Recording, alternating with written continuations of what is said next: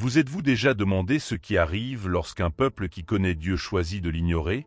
Que se passe-t-il lorsque les dirigeants censés protéger leur peuple le mènent droit au précipice? Et que fait Dieu quand tout semble perdu?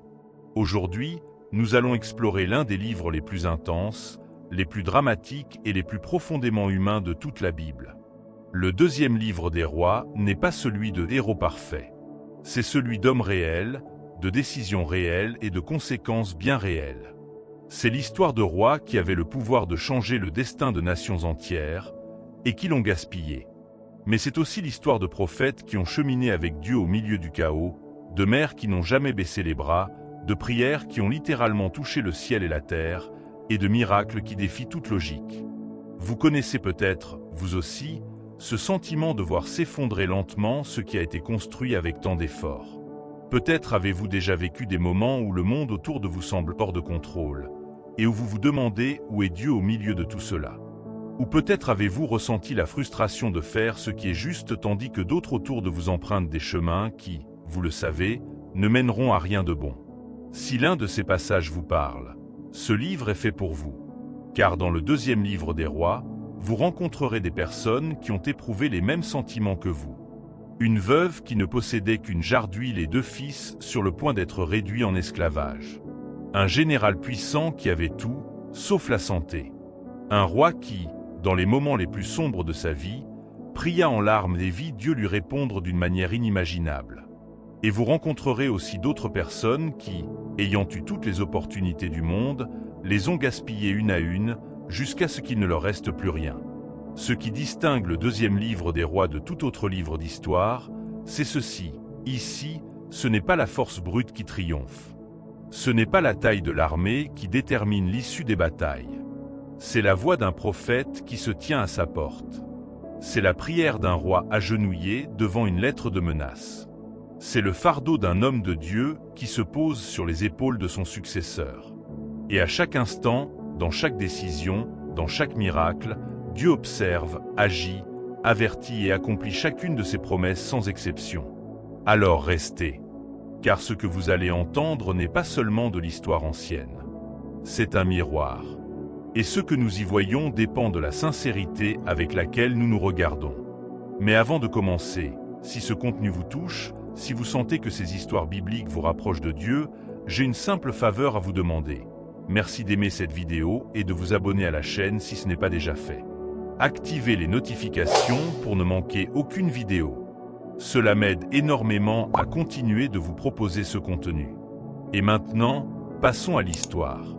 1. Le dernier voyage d'Élie, le prophète qui n'est jamais mort. Imaginez ceci.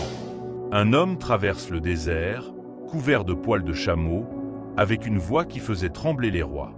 Un homme qui avait défié des centaines de faux prophètes, qui avait prié et vu les cieux se fermer pendant 3 ans et demi, qui avait vu le feu tomber du ciel et consumer le sacrifice imbibé d'eau. Cet homme, c'était Élie. Et maintenant, à cet instant précis, il atteignait le terme de son voyage sur terre. Mais pas de la manière dont on imagine mourir. Ouvrez votre Bible au deuxième livre des rois, chapitre 1.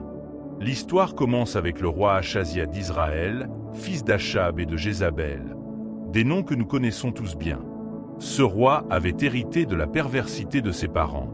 Un jour, il tomba d'une fenêtre de son palais à Samarie et fut grièvement blessé.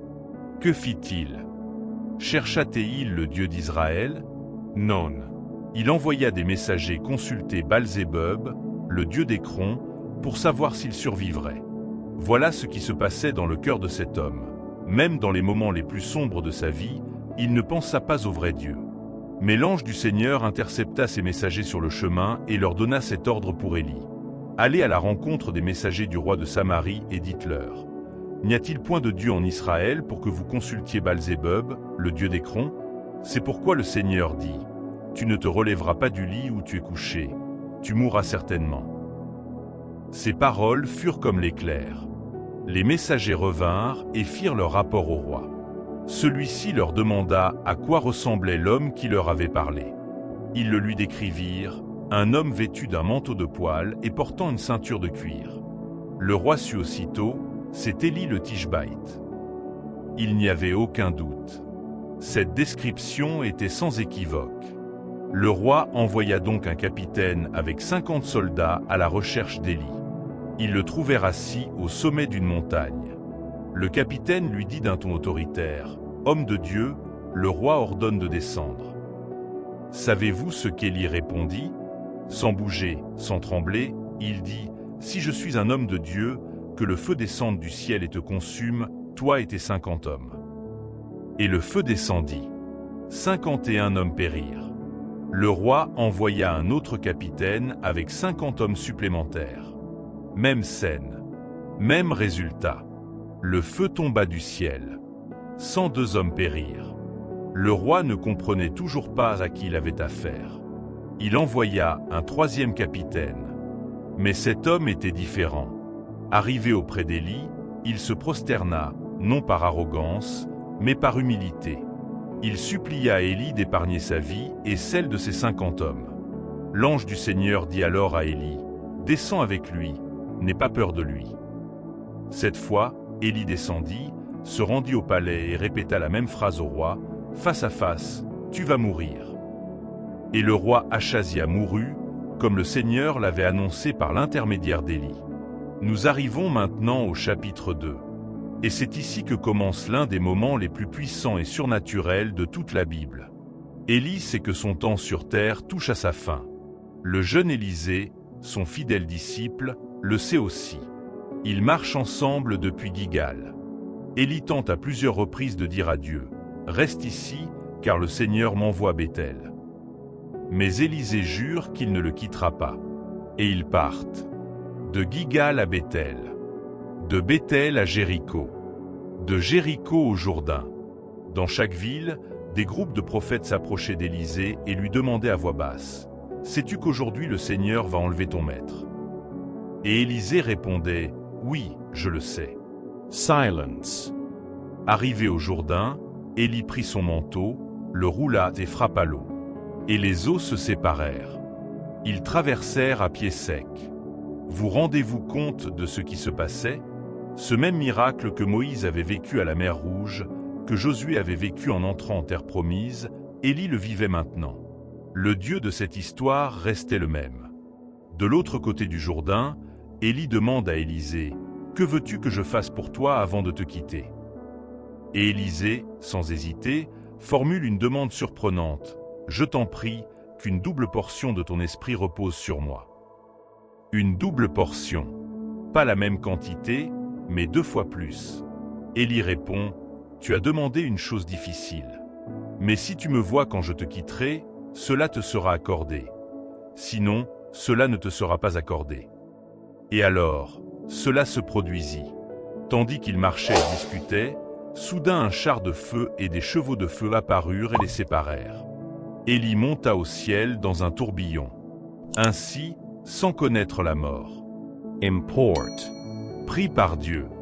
Élisée l'a vu. Il a tout vu. Et lorsqu'il ne put plus le voir, il déchira ses vêtements en deux, signe d'un chagrin profond, d'une douleur indicible. Car telle est la vérité. Quand un être cher nous quitte, même pour une cause glorieuse, le cœur ressent le poids de son absence. Et là, sur le sol où s'était tenu Élie, gisait le manteau tombé du ciel. Le manteau qui appartenait désormais à Élisée. Et avec lui, une ère nouvelle allait commencer. 2. Le manteau tombé du ciel. Élisée reçoit le double esprit d'Élie. Élisée se tenait au bord du Jourdain, tenant entre ses mains le manteau d'Élie. Ce n'était pas un simple morceau de tissu. C'était le symbole d'une vie consacrée à Dieu. C'était le manteau dont Élie s'était couvert le visage lorsqu'il avait entendu la douce voix de Dieu sur le mont Horeb. C'était le même manteau avec lequel il avait touché les eaux du Jourdain, et le fleuve s'était séparé. Et maintenant, ce manteau était entre les mains d'Élisée. 50 prophètes, venus de loin, étaient restés sur les rives du Jourdain pour observer. Ils virent ce qui se passa. Ils virent le char de feu. Ils virent le tourbillon. Et maintenant, ils virent Élisée seul, son manteau à la main, debout devant le fleuve. Que ferait Élisée? C'était la question que tout le monde se posait. Mais Élisée n'hésita pas. Il prit le manteau d'Élie, le roula et frappa l'eau en disant « où est le Seigneur, le Dieu d'Élie? Et les eaux se séparèrent. Exactement comme auparavant. Exactement comme lorsqu'Élie l'avait fait. Elysée traversa. Lorsque les 50 prophètes le virent, ils se prosternèrent face contre terre et l'adorèrent, reconnaissant en lui l'autorité qui avait appartenu à Élie. L'esprit d'Élie reposa sur Élisée. La requête avait été exaucée. La double portion était réelle. Mais voici un exemple qui révèle notre humanité. Les 50 prophètes s'approchèrent d'Élisée et lui dirent « Voici, nous avons parmi nous 50 hommes robustes, tes serviteurs. Allons chercher ton maître Élie. Peut-être l'Esprit du Seigneur l'a-t-il enlevé et précipité sur une montagne ou dans une vallée. » Ils avaient vu ce qui s'était passé, mais ils ne pouvaient toujours pas y croire pleinement. L'esprit humain a parfois besoin de plus de temps pour accepter le surnaturel. Élisée leur avait interdit d'y aller. Mais ils insistèrent tellement qu'il finit par céder. Ils cherchèrent Élie pendant 3 jours. Ils ne le trouvèrent pas, car il n'y avait rien à trouver. Élie n'était plus de ce monde. À leur retour, Élisée leur dit simplement « Ne vous avais-je pas dit de ne pas y aller ?» Il n'y avait aucune fierté dans ces mots, seulement la confirmation de ce qu'ils savaient déjà. Et c'est alors que le ministère d'Élisée commençait véritablement. Ils étaient à Jéricho, et les hommes de la ville vinrent trouver Élisée pour lui exposer un problème. Ils lui dirent « La ville est belle, comme tu peux le constater, mais l'eau est mauvaise et la terre est stérile. » L'eau de Jéricho était salée et polluée, rendant la terre improductive. C'était un problème qui touchait toute la communauté, chaque famille, chaque enfant qui y grandissait. Élisée demanda un nouveau bol de sel. On le lui apporta. Il se rendit à la source, y versa le sel et déclara « Voici ce que dit le Seigneur, j'ai purifié cette eau. Désormais, elle sera débarrassée de la mort et de la stérilité. » Et dès ce jour, l'eau de Jéricho fut purifiée. Pure. Bene. Mais survient alors un événement qui pourrait paraître choquant si on ne le comprend pas bien. Élisée monte de Jéricho à Béthel, et en chemin, un groupe de jeunes gens sortent de la ville et se mettent à se moquer de lui. Ils crient « Monte, chauve !»« Monte, chauve !» C'était une moquerie directe, non seulement de son apparence physique, mais aussi de son identité de prophète, une raillerie sur la disparition d'Élie, suggérant sarcastiquement qu'il devrait lui aussi disparaître. Élisée se retourna, les regarda et les maudit au nom du Seigneur. Alors 2 ours sortirent du bois et dévorèrent 42 de ces jeunes gens. Ce passage en perturbe plus d'un, et nous le comprenons. Mais il faut bien saisir que le Dieu de la Bible prenait très au sérieux le mépris affiché envers ses prophètes et sa parole. Ce n'était pas une mince affaire. Élisée poursuivit donc son chemin. Il se rendit au mont Carmel, puis retourna en Samarie. Le nouveau prophète d'Israël était en route. Et son histoire ne faisait que commencer. Salut! Avant de continuer, j'aimerais vous poser une question. Parmi tous les personnages que nous avons vus jusqu'à présent, lequel vous identifiez-vous le plus? Élisée, qui a fait confiance à Dieu en toutes circonstances. La Sunamite, qui n'a pas baissé les bras même face à la mort.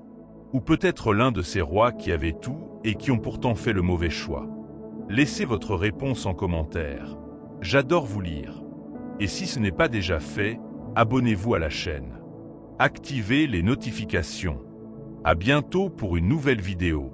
3. Premier signe. Élisée guérit les eaux et multiplie l'huile de la veuve. La vie est pleine de problèmes, et Élisée le savait. Dieu ne l'avait pas oint pour vivre dans un palais loin des souffrances du peuple. Il l'avait oint pour marcher parmi eux, pour voir leurs besoins, pour être un instrument de la miséricorde divine dans des situations qui semblaient désespérées. Et l'une de ces situations s'est présentée à lui d'une manière totalement inattendue. Une femme vint voir Élisée. Elle était veuve. Son mari, un fils de prophète, avait servi le Seigneur.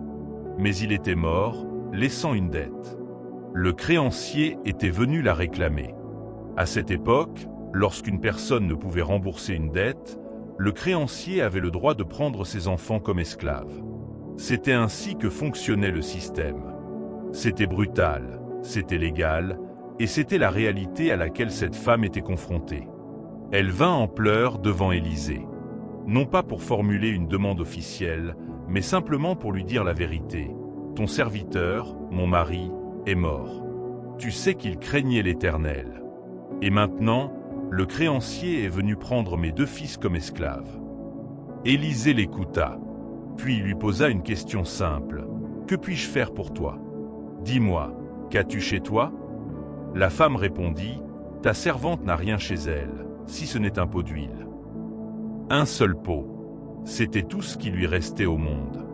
Élisée lui donna alors des instructions qui, humainement parlant, semblaient absurdes. Il dit, va, emprunte des cruches vides à tous tes voisins, et pas seulement à quelques-uns. Puis rentre chez toi, ferme la porte derrière toi et tes fils, et verse de l'eau dans toutes les cruches. Et quand l'une d'elles est pleine, mets-la de côté. La femme fit exactement ce qu'Élisée lui avait dit. Elle fit du porte-à-porte dans tout le quartier. Elle emprunta des jarres, tout ce qu'elle put trouver. Puis, avec ses enfants, elle s'enferma chez elle et commença à verser l'huile de cette petite jarre dans toutes les autres. L'huile coulait. Elle remplit un récipient, puis un autre, et encore un autre, et encore un autre. L'huile ne s'arrêtait pas. Elle continuait de couler avec la même force, comme si le récipient d'origine était une source intarissable. Les enfants apportaient récipient après récipient, et leur mère les remplissait un à un. Le miracle se déroulait en silence, entre les 4 murs de cette maison, sans public, sans applaudissements. À un moment donné, il dit à l'un de ses fils, « Apporte-moi un autre récipient. » Et le fils répondit, « Il n'y en a plus. » Et à cet instant précis, le pétrole cessa de couler. Il ne coula que lorsqu'il n'y eut plus de récipient à remplir. Vous vous rendez compte de ce que cela signifie? Le miracle était à la mesure de la foi et de l'obéissance de cette femme. Plus elle demandait de jarres, plus elle recevait d'huile. Si elle n'en avait demandé que 5, elle n'en aurait reçu que 5. Mais elle en demanda autant qu'elle le put, et Dieu les remplit exactement jusqu'à cette quantité. Elle alla donc raconter à Élisée ce qui s'était passé. Il lui dit, « Va vendre l'huile et rembourse ta dette. Avec le reste, tu pourras vivre avec tes fils. » La dette fut payée. Les fils furent libérés. La famille fut sauvée. Tout cela grâce à un pot d'huile et à l'obéissance d'une mère désespérée. Cette histoire révèle une vérité profonde. Dieu n'a pas besoin de grand-chose pour accomplir de grandes choses. Il a seulement besoin de ce que vous avez, de votre obéissance et d'un cœur qui a confiance en sa capacité à combler ce qui semble vide. 4. Le garçon qui respira de nouveau, Élisée et la Sunamite. Il y a des gens qui croisent notre chemin et qui nous marquent à jamais. Des gens au cœur généreux, qui ne demandent rien en retour, qui donnent simplement par altruisme. Élisée a rencontré l'une de ces personnes à Shunem. Lorsqu'Élisée traversait cette ville, il y avait là une femme importante, influente et de bonnes conditions. La Bible la qualifie de « femme importante ». Et chaque fois qu'Élisée passait par Shunem, elle l'invitait à manger. Sans exception. Un jour, elle dit à son mari, « J'ai remarqué que cet homme de Dieu qui passe souvent par ici est un homme saint. Je te prie de construire une petite pièce entourée de murs et d'y installer un lit, une table, une chaise et un chandelier. Et lorsqu'il viendra chez nous, qu'il y loge. » Vous imaginez? Cette femme avait préparé une chambre entière pour Élisée. Pas un endroit improvisé, mais une chambre soigneusement aménagée, avec tout le nécessaire pour qu'il puisse se reposer et travailler. C'était un geste d'amour et d'honneur extraordinaire. Élisée demeura dans cette chambre. Un jour, il dit à son serviteur Géasi, « Appelle cette Sunamite. » Lorsqu'elle arriva, Élisée lui demanda ce qu'il pouvait faire pour elle. Souhaitait-elle qu'il intercède auprès du roi ou du commandant de l'armée? Elle répondit, « Je vis parmi les miens. » C'était une façon de dire, « Je n'ai besoin d'aucune faveur des puissants. » Élisée était plongé dans ses pensées. Que pouvait-il faire pour cette femme qui avait tout donné sans rien demander en retour? Géasi lui donna alors la réponse, « Elle n'a pas de fils et son mari est vieux. » C'était l'évidence même, le fait le plus flagrant, celui que la Sunamite n'avait peut-être jamais mentionné, car elle avait appris à vivre avec cette douleur. Élisée l'appela. Debout à la porte, il dit « L'année prochaine, à la même époque, tu tiendras un fils dans tes bras. » La femme n'arrivait pas à y croire. Avec un mélange d'espoir déçu et d'instinct de survie, elle répondit « Non, mon Seigneur, homme de Dieu, ne trompe pas ta servante. » C'était le cri de celle qui avait attendu si longtemps qu'elle avait désormais peur d'espérer. Mais l'année suivante, à la même époque, la femme eut un fils. Exactement comme Élisée l'avait prédit. Le garçon grandit. Un jour, il se rendit au champ où travaillaient les moissonneurs, avec son père. Soudain, il se mit à se plaindre. « Ma tête, ma tête !» Il souffrait probablement d'un coup de chaleur. Son père ordonna à un serviteur de le porter auprès de sa mère. Celle-ci le tint dans ses bras jusqu'à midi, et à midi, le garçon mourut. Pouvez-vous imaginer ce moment? Le fils arrivé comme un miracle, celui qu'elle n'avait jamais espéré avoir, mort dans ses bras. Et ce que cette femme a fait à cet instant précis nous en dit long sur elle. Elle est montée à l'étage, l'a déposé sur le lit d'Élisée, a fermé la porte et est redescendue.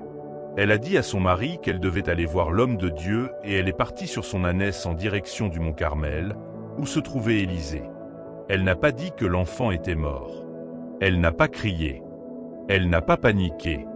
Elle est allée directement à la source du miracle. Quand Élisée l'aperçut de loin, il envoya Géasi lui demander si tout allait bien. Elle répondit « Tout va bien ». Mais lorsqu'elle arriva auprès d'Élisée, elle se prosterna à ses pieds et s'y agrippa. Géasi ensaya de la reposer. Élisée lui dit « Laisse-la tranquille, car son âme est amère, et le Seigneur me l'a cachée, il ne me l'a pas révélée. » Alors elle lui dit « Ai-je demandé un fils à mon Seigneur? Ne t'avais-je pas dit de ne pas me tromper ?» Et dans ces mots résidait tout. Sa douleur. Sa foi. Sa demande légitime devant le prophète de Dieu. Élisée reagit aussitôt.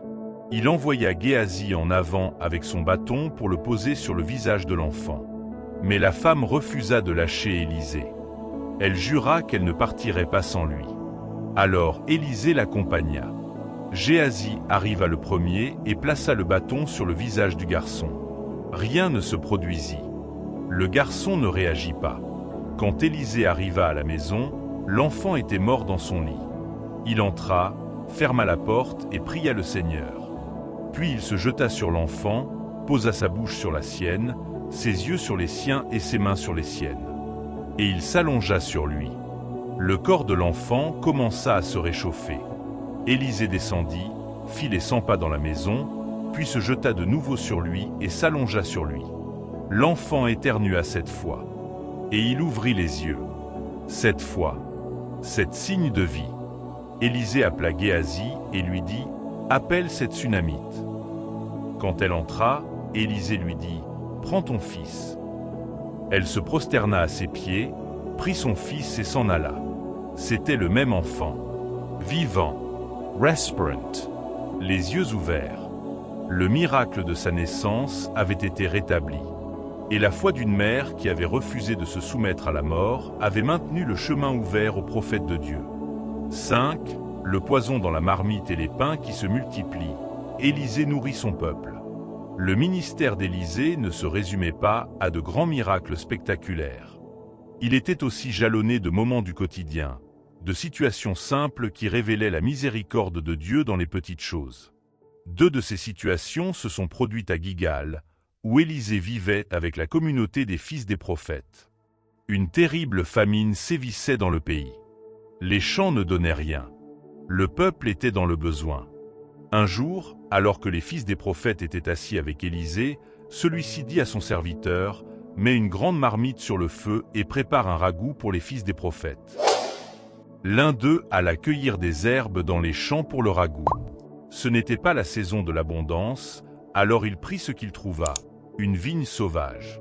Il remplit son manteau de courges sauvages. De retour, il les coupa et les mit dans la marmite sans savoir exactement de quoi il s'agissait. Quand le ragoût fut servi et que les hommes commencèrent à manger, ils s'écrièrent soudain « Homme de Dieu, il y a la mort dans la marmite. » Le goût était amer et toxique. Les citrouilles utilisées étaient vénéneuses. Personne ne pouvait le manger. Élisée ne paniqua pas. Il demanda de la farine, la jeta dans la marmite et dit « Servez-la maintenant, que le peuple puisse manger. » Et ils mangèrent, sans aucun mal. Le poison avait disparu. Voilà ce que Dieu fait des épreuves de la vie, il les transforme. Ce qui était mortel, il le change en nourriture. Ce qui était poison, il le change en nourriture. Peu après, un homme de Baal-Shalisha arriva, apportant à l'homme de Dieu le pain des prémices, 20 pains d'orge et du grain frais dans un sac. C'était une offrande sincère, la meilleure qu'il possédait. Élisée dit à son serviteur, « Donne ceci à manger au peuple. » Mais son serviteur protesta, « Comment donner cela à 100 hommes ? 20 pains pour 100 personnes. » Le calcul était impossible. Mais Élisée répéta l'ordre, « Donnez-en à manger au peuple, car voici ce que dit le Seigneur, ils mangeront et il en restera. » Et il en fut ainsi. On plaça le pain devant le peuple, les 100 hommes mangèrent, et il en resta. De même que, des siècles plus tard, le Fils de Dieu multiplierait les pains pour des milliers de personnes sur les rives du lac de Galilée. Le même esprit, le même Dieu, la même générosité qui multiplie le peu qu'il y a afin qu'il y en ait assez pour tous. Ces moments de la vie d'Élisée nous enseignent une leçon fondamentale. Dieu n'agit pas seulement lors d'événements marquants et dramatiques. Il agit aussi lors du déjeuner d'un groupe de prophètes affamés. Il agit aussi lorsque le poison s'invite à notre table. Il agit aussi lorsque nos ressources semblent insuffisantes pour la tâche qui nous incombe. Et leur réponse est toujours la même. Faites confiance. Obey says. Et voyez comment le peu devient plus que suffisant. Si, le général syrien qui s'est humilié dans le Jourdain, la guérison de Naaman. C'est l'un des récits les plus humains et les plus riches d'enseignements de tout le 2e livre des rois.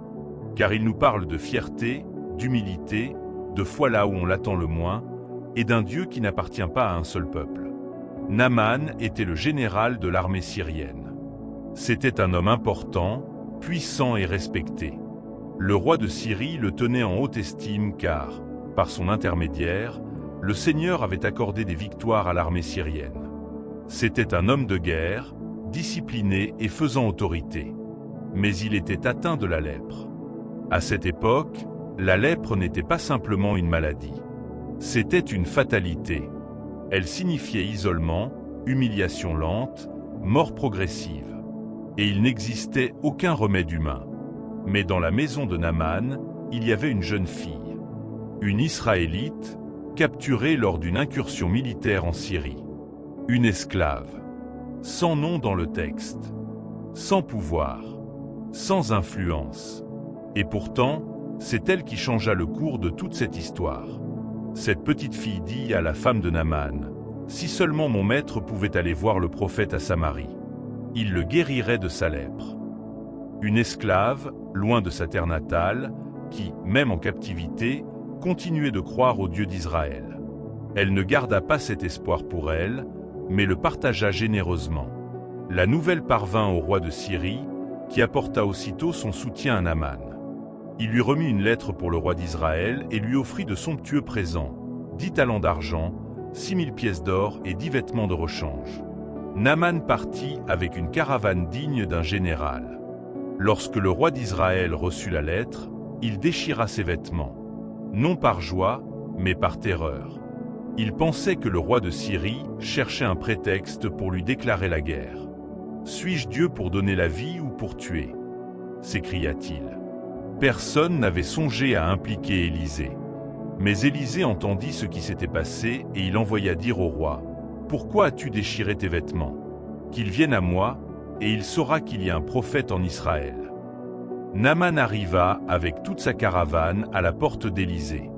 Avec son char, ses chevaux, ses richesses, il était l'incarnation même de la puissance. Et Élisée ne sortit pas. Il envoya un messager lui dire, « Va te laver 7 fois dans le Jourdain, et ta chair sera guérie et tu seras pur. » Et Naaman, furieux, s'éloigna en trombe. Il s'écria, « Je pensais qu'il viendrait à ma rencontre, qu'il invoquerait le nom du Seigneur son Dieu, qu'il passerait la main sur ma lèpre et me guérirait. » L'Abana et le Pharpar, les fleuves de Damas, Ne valent-ils pas mieux que toutes les eaux d'Israël? Ne pourrais-je pas m'y laver et être purifié? Son orgueil fut blessé. Il s'attendait à un spectacle, à un rituel impressionnant, à ce que le prophète vienne à sa rencontre avec les honneurs. Pas à une simple instruction transmise par un messager. Mais ses serviteurs l'approchèrent avec sagesse. Ils lui dirent: « Père, si le prophète t'avait ordonné de faire quelque chose de difficile, ne l'aurais-tu pas fait? À plus forte raison, lorsqu'il te dit « Lave-toi et tu seras pur ». C'était une question pertinente. Naaman, ton orgueil vaut-il plus que ta guérison? Naaman descendit au Jourdain. Il s'y plongea 1 fois, 2 fois, 3 fois, 4 fois, 5 fois, 6 fois, 7 fois, et sa chair redevint comme celle d'un enfant. Pure, nouvelle, sans aucune trace de maladie. Il retourna auprès d'Élisée et, cette fois, il alla à sa rencontre en disant: « Maintenant, je sais qu'il n'y a de Dieu sur toute la terre qu'en Israël. » Il lui offrit tous les présents qu'il avait apportés. Élisée les refusa catégoriquement. Il ne désirait ni argent ni richesse. Ce miracle venait de Dieu, et non d'un service pour lequel il devait être rémunéré. Mais un événement vient assombrir la fin de cette histoire. Géasi, le serviteur d'Élisée, courut après Naaman à l'insu d'Élisée. Il inventa une histoire. 2 jeunes gens, fils de prophètes, seraient arrivés et Élisée aurait besoin d'un talent d'argent et de 2 vêtements pour eux. Naaman, reconnaissant, lui donna le double de ce qu'il avait demandé. Géasi dissimula tout et revint comme si de rien n'était. Mais Élisée lui demanda: « Où étais-tu, Géasi ?» Géasi mentit: « Ton serviteur n'est allé nulle part. » Alors Élisée reprit: « Mon cœur n'était-il pas avec toi quand cet homme a fait demi-tour pour venir à ta rencontre? Est-ce le moment de recevoir de l'argent, des vêtements, des oliveraies, des vignes, des brebis, des bœufs et des serviteurs? La lèpre de Naaman te poursuivra, toi et ta descendance, à jamais. » Et Géasi sortit de sa présence, couvert de lèpre et blanc comme neige. La cupidité détruit ce que la grâce de Dieu a bâti. Et cette histoire le démontre avec une clarté douloureuse. Cette hache flottante et yeux qui s'ouvrent, le pouvoir surnaturel d'Élisée. La vie du prophète Élisée fut marquée par l'intervention du surnaturel dans le quotidien, d'une manière totalement inattendue. 2 moments de ce récit illustrent parfaitement cela. La puissance de Dieu à l'œuvre dans les problèmes les plus simples comme dans les plus terrifiants. La première fois, les fils des prophètes dirent à Élisée: « L'endroit où nous habitons avec toi est trop petit. Allons au Jourdain, prenons chacun une poutre et construisons-y une maison. » C'était un projet de construction. Simple. Pratique. Ils voulaient agrandir leur espace de vie. Élisée leur en donna la permission. L'un d'eux lui demanda de les accompagner, et Élisée accepta. Ils se rendirent au Jourdain et commencèrent à abattre des arbres. Alors se produisit un événement qui pourrait paraître insignifiant comparé au grand miracle que nous avons vu, mais qui nous en dit long sur la place de Dieu pour ce peuple. Tandis que l'un d'eux abattait un arbre, sa hache tomba dans l'eau. La lame de fer s'enfonça dans le Jourdain. L'homme, affligé, dit à Élisée: « Oh, mon Seigneur !» C'était un emprunt. Ce n'était pas à lui, c'était une dette.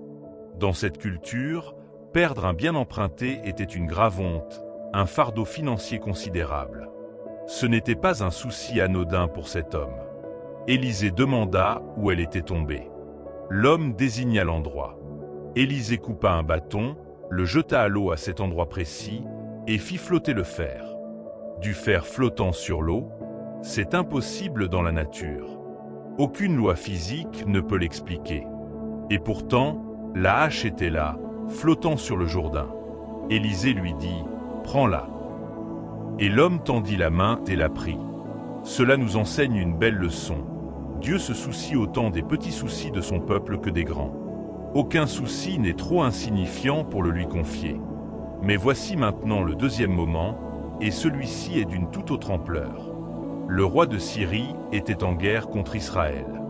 Et chaque fois qu'il élaborait une stratégie militaire, Élisée envoyait un message au roi d'Israël lui indiquant précisément les mouvements des Syriens.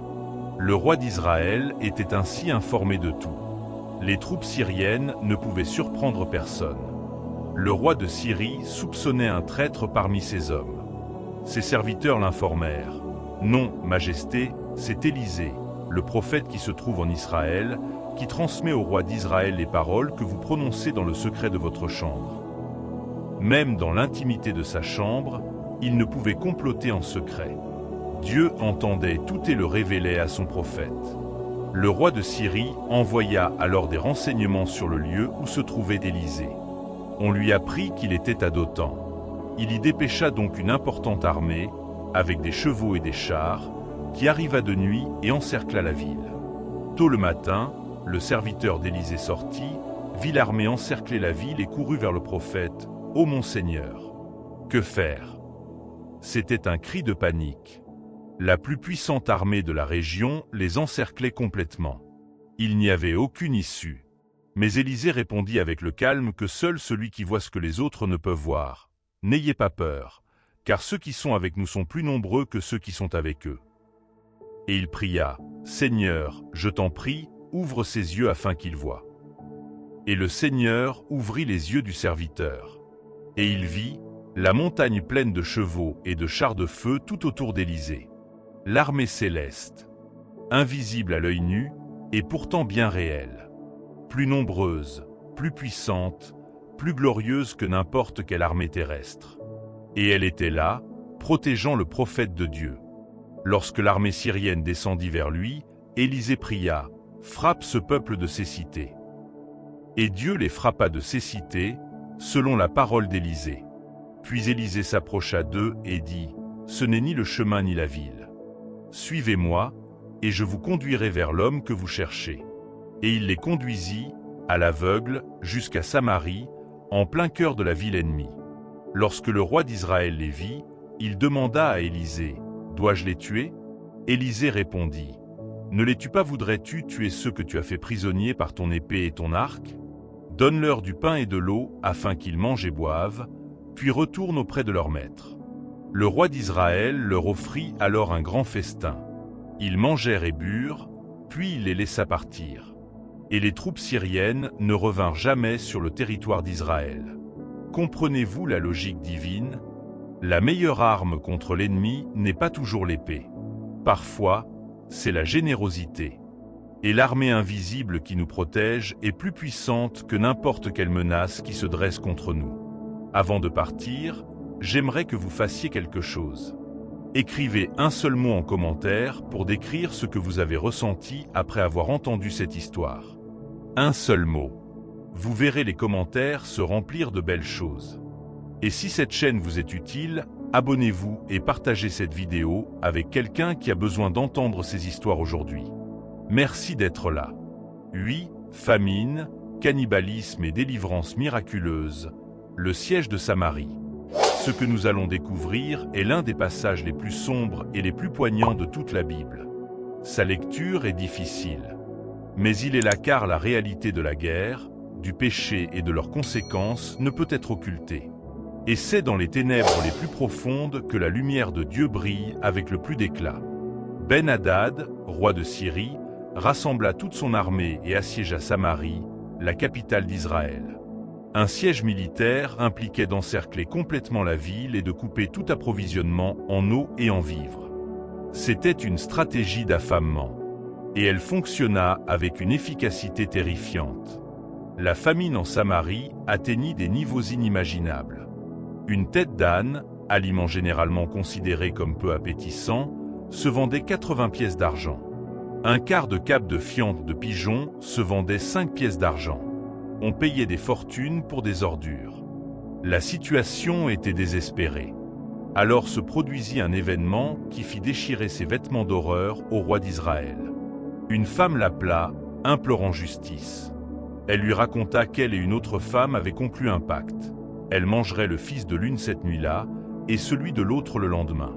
Elles firent ainsi avec le fils de la première. Mais lorsque vint le tour du fils de la seconde, elle le cacha. Le roi d'Israël, ayant entendu cela, déchira ses vêtements. Sous ses habits royaux, il porta un sac, signe de deuil et de repentir. Mais au lieu de se tourner vers Dieu, il chercha Élisée pour le tuer. Il envoya un messager avec l'ordre de le décapiter, disant « Que Dieu me punisse sévèrement si la tête d'Élisée, fils de Shaphat, reste aujourd'hui sur lui. » Élisée était chez lui avec les anciens lorsque le messager arriva. Le prophète savait déjà ce qui allait se passer. Il ferma la porte et annonça aux anciens que le roi envoyait le fils d'un meurtrier pour le tuer. À l'arrivée du messager, le roi le suivait de près. Alors, devant le roi venu pour le tuer, Élisée parla avec une assurance surnaturelle. « Écoutez la parole du Seigneur. Ainsi parle le Seigneur. Demain, à cette heure-ci, on vendra une mesure de fleur de farine pour un sicle et 2 mesures d'orge pour un sicle à l'entrée de Samarie. » Un officier en qui le roi avait confiance répondit avec incrédulité. « Si le Seigneur a ouvert des écluses dans le ciel, cela serait-il possible ?» C'était du sarcasme. L'idée lui paraissait impossible. Et Élisée lui dit, « Voici, tu le verras de tes propres yeux, mais tu n'en mangeras pas. » Cette nuit-là, 4 lépreux se tenaient devant la porte de la ville. Rejetés par la société, ils n'avaient pas le droit d'entrer à Samarie. Affamés et à l'article de la mort, ils se dirent « Pourquoi rester ici jusqu'à notre mort? Si nous disons « Allons en ville », la famine y sévit et nous y mourrons. Et si nous restons ici, nous mourrons aussi. Allons donc nous rendre au camp des Syriens. S'ils nous laissent la vie sauve, nous vivrons. Et s'ils nous tuent, nous mourrons de toute façon. » C'était la logique de ceux qui n'avaient rien à perdre. Ils se levèrent à la tombée de la nuit et se dirigèrent vers le camp syrien. À leur arrivée au camp, ils le trouvèrent vide. Il n'y avait personne. Pas un seul homme. Car l'Éternel avait fait entendre dans le camp des Syriens le bruit des chars et des chevaux, le bruit d'une grande armée. Les Syriens se dirent alors entre eux, « Le roi d'Israël a soudoyé les rois des Hittites et les rois d'Égypte contre nous. » Et ils s'enfuirent pour sauver leur vie, abandonnant leurs tentes, leurs chevaux, leurs ânes et le camp tel quel. Les 4 lépreux entrèrent dans une tente, mangèrent, burent, prirent de l'argent, de l'or et des vêtements, et allèrent les cacher. Puis ils se rendirent à une autre tente, puis à une autre encore. Et à un moment donné, ils se dirent l'un à l'autre, « Nous agissons mal. Aujourd'hui est un jour de bonnes nouvelles, et nous gardons le silence. Si nous attendons jusqu'au matin, cela ne fera que nous nuire. Allons l'annoncer à la maison du roi. » Ils allèrent chercher les gardiens de la porte de la ville. Les gardiens convoquèrent le roi. Le roi sortit et envoya des hommes enquêter. Ses serviteurs trouvèrent la route jonchée de vêtements et d'objets que les Syriens avaient abandonnés dans leur fuite précipitée. Le peuple sortit et pilla le camp syrien. Et la parole d'Élisée se réalisa, une mesure de fine farine pour un sicle. L'abondance arriva du jour au lendemain. Literalment. Mais l'officier qui avait hésité fut placé à la tête de la porte de la ville.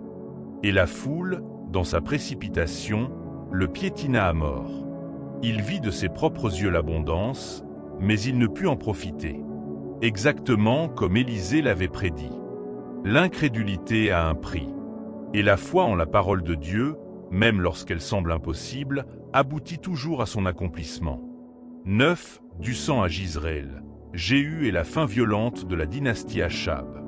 Dans l'histoire de Dieu, certains jugements sont différés, mais jamais oubliés. La maison d'Achab avait versé le sang innocent, encouragé l'idolâtrie en Israël et détruit la foi de tout un peuple. Et le moment du jugement divin était arrivé. Mais Dieu allait se servir d'un homme d'armes pour ce jugement. Un homme d'action. Un homme qui n'hésiterait pas. Son nom était Jéhu, fils de Josaphat, fils de Nimshi, commandant de l'armée d'Israël. Élisée envoya l'un des fils des prophètes avec une fiole d'huile à Ramoth-Galad, où Jéhu se trouvait avec les officiers de l'armée. Le jeune prophète le prit à part, le conduisit dans une pièce isolée, versa l'huile sur sa tête et dit « Voici ce que dit le Seigneur, le Dieu d'Israël. Je t'ai oint roi sur le peuple du Seigneur, sur Israël. Tu abattras la maison d'Achab, ton maître, afin que je venge le sang de mes serviteurs les prophètes et le sang de tous les serviteurs du Seigneur, versé par Jézabel. » Puis il lui donna des instructions précises. Toute la maison d'Achab devait périr. Le jeune prophète ouvrit la porte et s'enfuit. Sa mission était accomplie. Lorsque Jéhu revint avec ses compagnons et qui lui racontèrent ce qui s'était passé, ils s'écrièrent avec enthousiasme « Jéhu est roi ».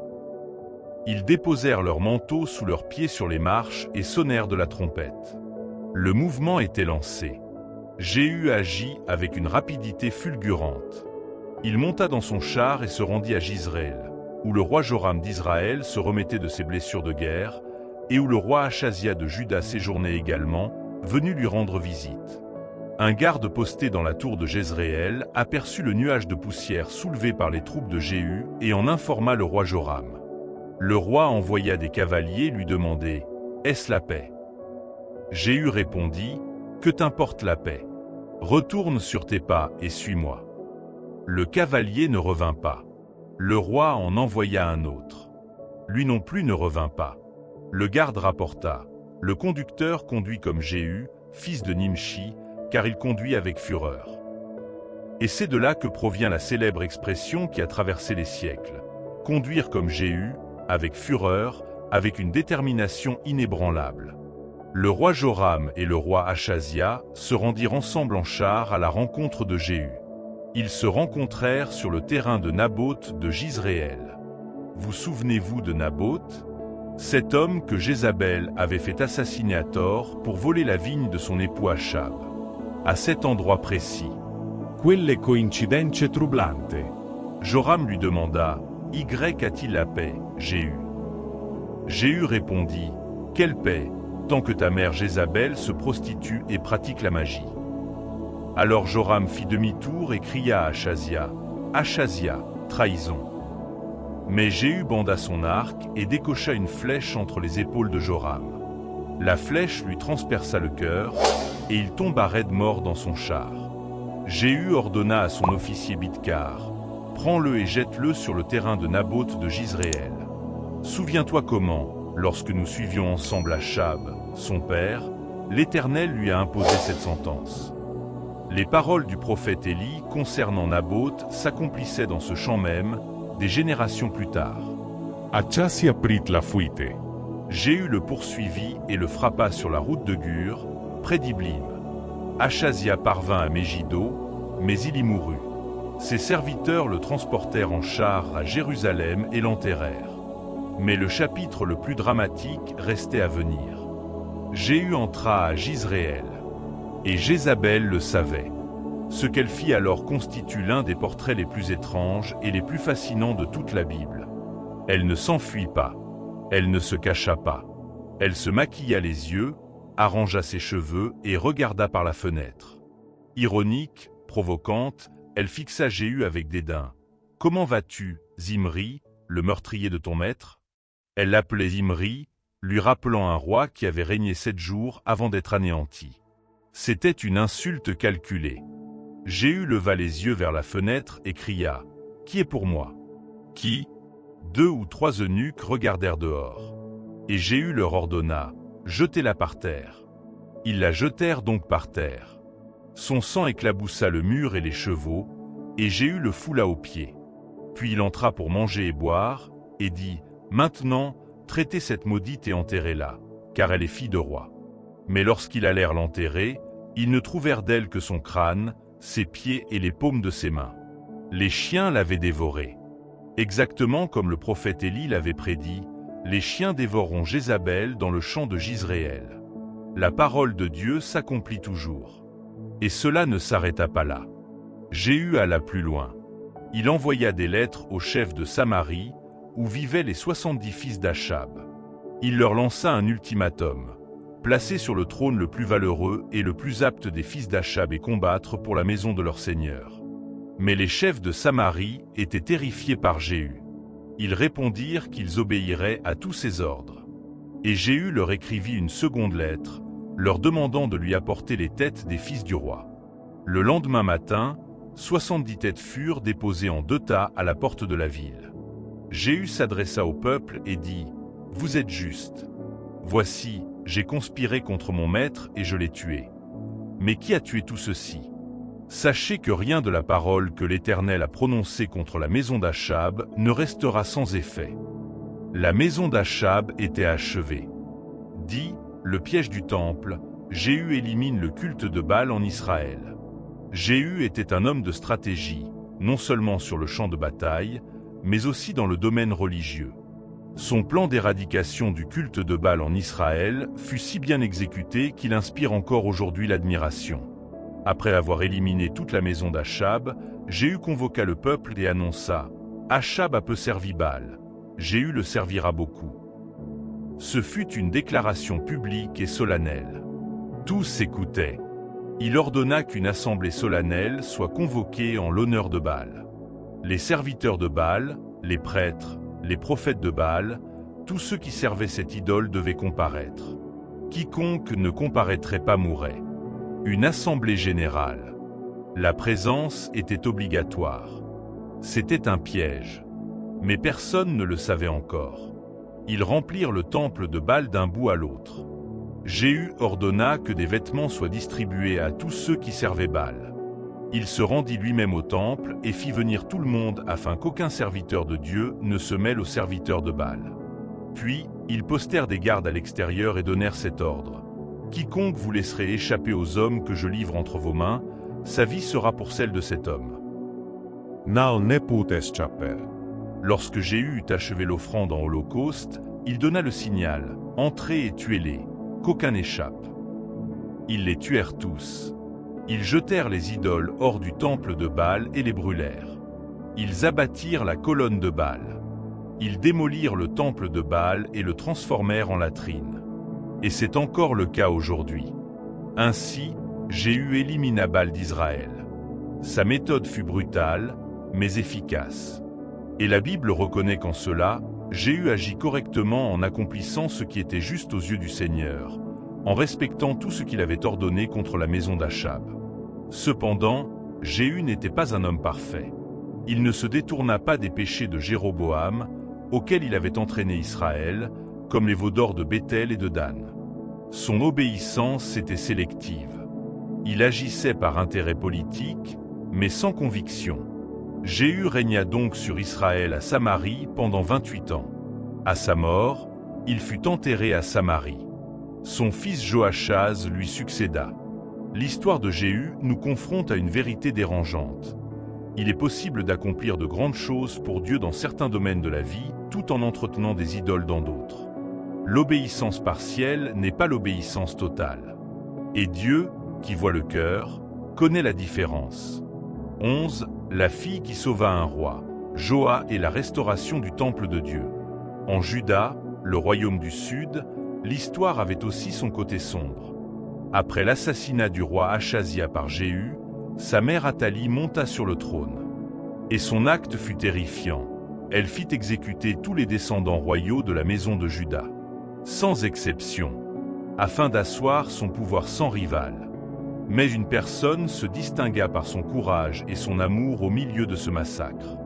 Josababa, sœur du roi Achazia, prit Joa, le jeune fils du roi, et le cacha parmi les princes qui étaient mis à mort. Elle le cacha avec sa nourrice dans la chambre intérieure. Elle le dissimula à Athalie, et il ne fut pas tué. Il resta caché avec elle dans le temple du Seigneur pendant 6 ans, tandis qu'Athalie régnait sur le pays. 6 ans.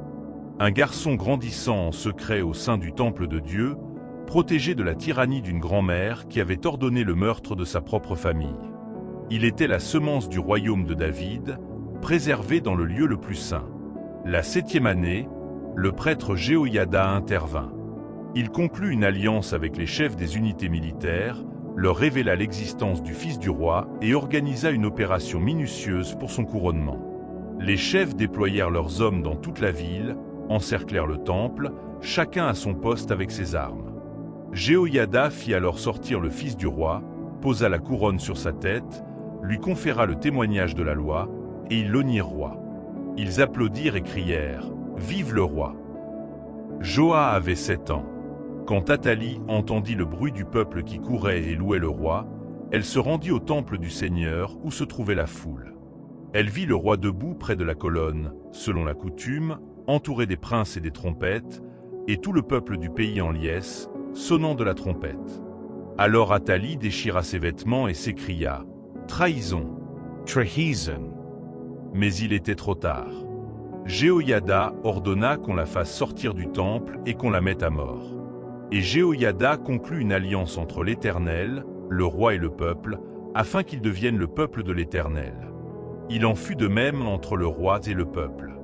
Tout le peuple du pays se rendit au temple de Baal, le démolit et brisa ses autels et ses idoles. Ils tuèrent Mathan, le prêtre de Baal, devant les autels. Le roi Joas avait 7 ans lorsqu'il commença à régner, et il régna 40 ans à Jérusalem. Durant tout le règne du prêtre Jéhoïada, Joas fit ce qui était droit aux yeux de l'Éternel.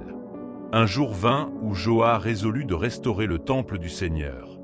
Il ordonna aux prêtres de prendre l'argent des offrandes et de l'utiliser pour réparer le temple. Mais les prêtres ne s'en chargèrent pas.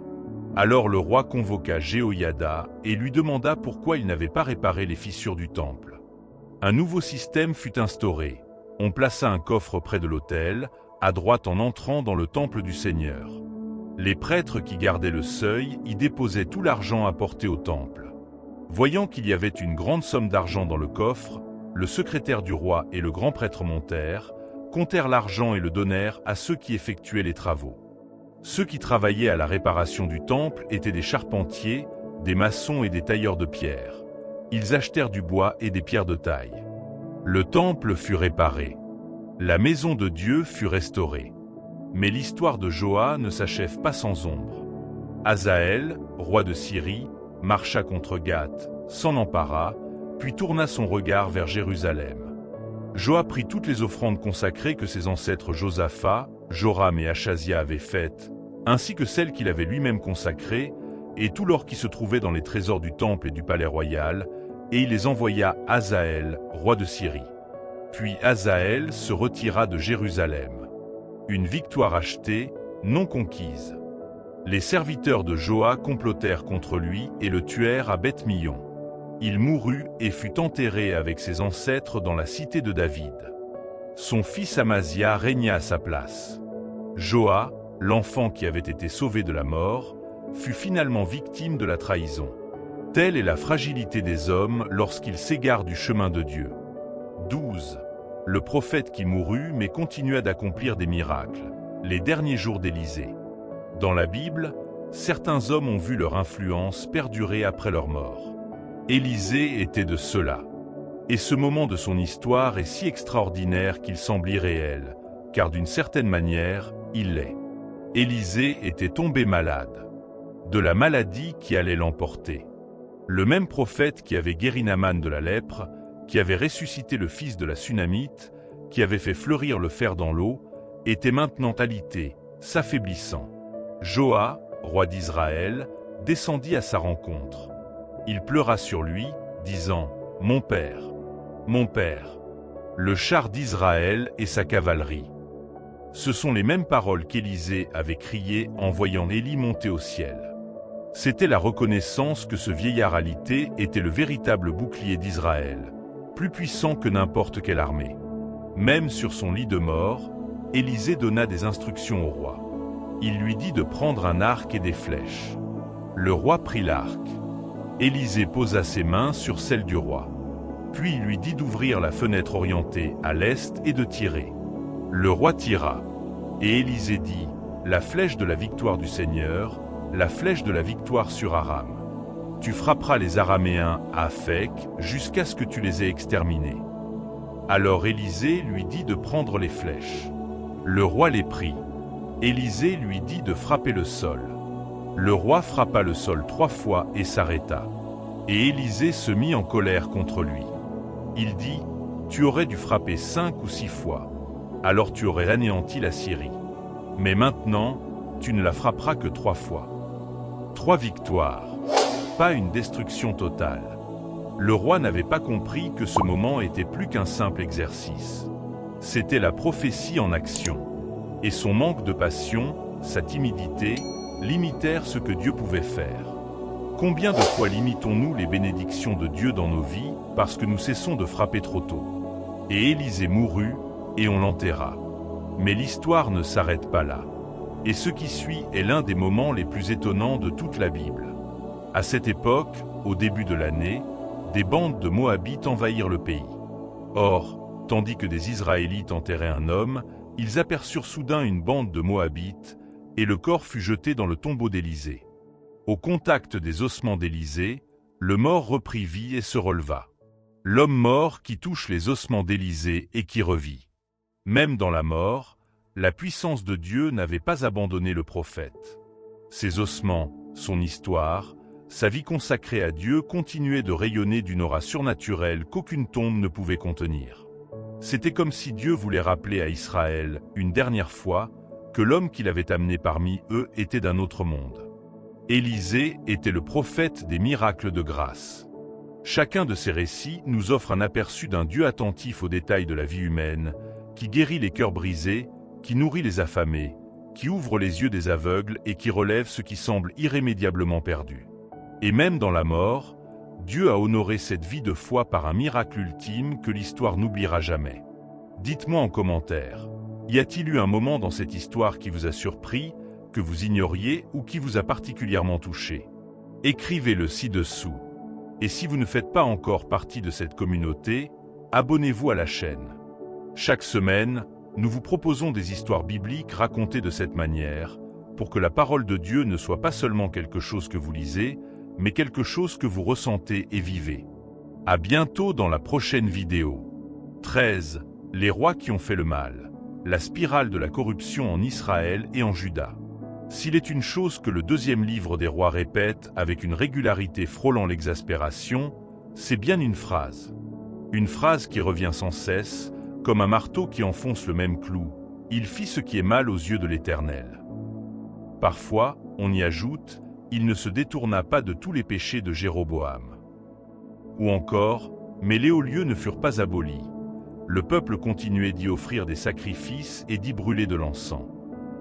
À maintes reprises, roi après roi, en Israël au nord, en Juda au sud, après Jéhu vinrent ses descendants, Joachaz, Joa, Jéroboam II.